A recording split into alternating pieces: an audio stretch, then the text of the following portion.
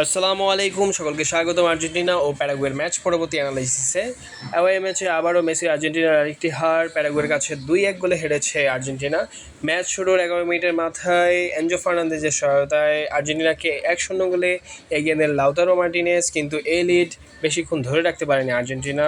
মাত্র 19 মিনিটের মাথায় অ্যান্টোনিও সানাভিওর বাইসাইকেল কিকে সমতায় ফেরেন প্যারাগুয়ে। পরবর্তীতে 1-1 সমতায় শেষ হয় হাফ টাইম। দ্বিতীয় হাফে শুরুতেই আবারও হোঁচট খায় আর্জেন্টিনা। ওমর এলডেটের হেডারে 2-1 গোলে লিড নেয় প্যারাগুয়ে। পরবর্তীতে দুই দলের মধ্যে কাউন্টার অ্যাটাক হলেও কোনো দল সাফল্য পায়নি। 2-1 গোলে এগিয়ে যাওয়ার পর প্যারাগুয়ে কিছুটা ডিফেন্সিভ ফুটবল খেলা শুরু করে। তাই তো ম্যাচের মধ্যে মাত্র 23% বল দখলে ছিল তাদের। আর্জেন্টিনা বল দখলে থাকলেও তারা খুব বেশি অ্যাটাকিং ফুটবল খেলতে পারেননি। মেসিকে কড়া মার্কিংয়ে রেখেছিলেন প্যারাগুয়ের খেলোয়াড়রা, তাই মেসিও খুব বেশি সুবিধা করতে পারেননি। পুরো ম্যাচে মেসি 3টি শট নিয়েছিলেন, তার মধ্যে একটিও অন টার্গেট ছিল না। আজকের ম্যাচে আর্জেন্টিনা উইঙ্গারদের কাছ থেকে খুবই বাজে পারফরমেন্স দেখেছি।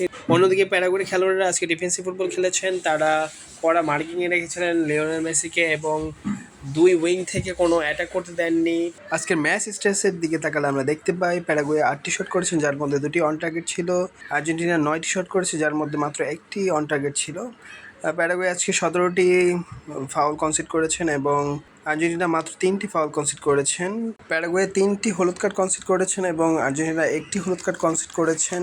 আজকের ম্যাচে অ্যাঞ্জেল ডি মারিয়াকে খুবই মিস করেছি, কারণ মেসি মার্কিংয়ে থাকলে অ্যাঞ্জেল ডি মারিয়া যে কি পাসগুলো দিয়ে থাকেন তার অভাব ছিল আজকের ম্যাচে।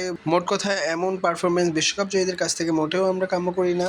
ডিফেন্স, মিডফিল্ডার, অ্যাটাকিং সব দিক থেকেই আজকে খুব বাজে পারফরমেন্স ছিল আর্জেন্টিনার। আশা করি লিওনেল স্ক্যালোনি পরবর্তী ম্যাচগুলোতে এ নিয়ে বিস্তর পর্যালোচনা করে উপায় বের করে নিয়ে আসবেন কীভাবে আরও ভালো ফুটবল খেলা যায়, ভালো মানের ফুটবল খেলা যায়, যেটা আমরা সচরাচর আর্জেন্টিনার কাছ থেকে দেখে থাকি।